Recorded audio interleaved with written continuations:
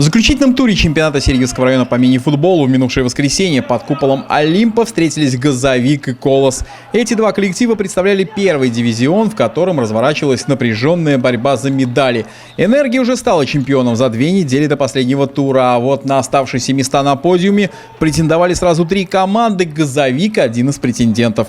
Причем не все зависело от дружины Антона Климова. Чтобы гарантировать себе награды любого достоинства «Газовику», нужно было обязательно переигрывать команду из Кармала Делякова. Но чтобы добыть именно серебро, собственной победы оказывалось мало. Надо было, чтобы еще и «Нефтяник» уступил соперникам из Дюсш.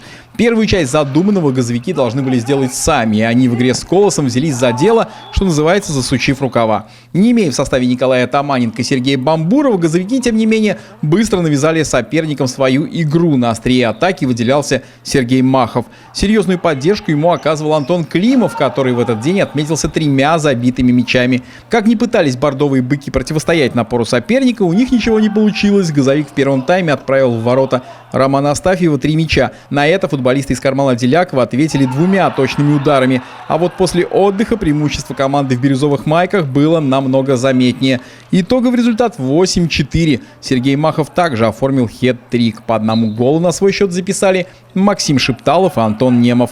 У «Колоса» дублем отметился Никита Корягин. Еще один раз Александра Николаева переиграл Вячеслав Агеев.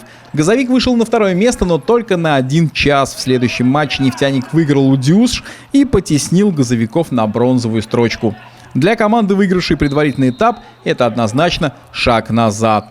Что касается «Колоса», то команда заняла 6-е место в первом дивизионе, и теперь ей предстоит стыковой матч с Черновским «Импульсом». Он состоится в ближайшее воскресенье. Дмитрий Сурков, служба новостей телеканала «Радуга-3».